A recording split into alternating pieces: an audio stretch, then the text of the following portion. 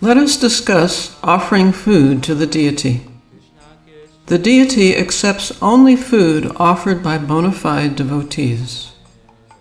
The absolute Supreme Personality of Godhead is always perfectly full in all respects, but he agrees to accept an offering of grains, vegetables, fruits, or liquids if it's offered in transcendental loving service.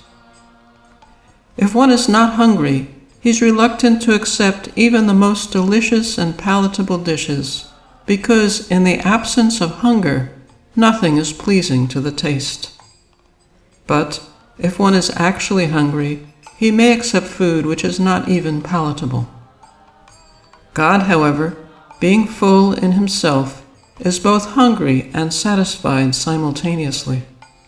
Although he is always satisfied, he becomes hungry when one offers food to him with a fully devotional attitude of transcendental loving service. He then accepts the food for the sake of his servitor and again replaces the food by his transcendental potency to revive the spiritual senses of everyone who partakes of such spiritualized food called Prasad. Therefore, there's a gulf of difference between distribution of ordinary food and the distribution of Prasad, spiritualized food. By accepting and distributing ordinary food, both the giver and the taker become subject to the laws of karma, whereas by accepting and distributing Prasad, both the giver and taker transcend the laws of karma.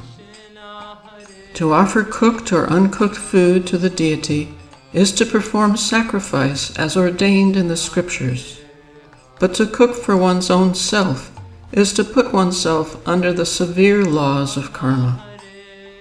By performing sacrifices, we can have food in abundance from the storehouse of nature.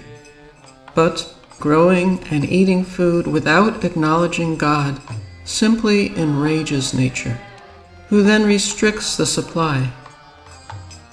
Such growing for godless self-satisfaction is sure to promote scarcity in the world, in spite of all scientific assurances to the contrary. Those who make such foolish scientific assurances say scarcity is due to nature's unkindness. In fact, nature is God's energy, and as such is not unkind. But nature does react to our consciousness and our activities.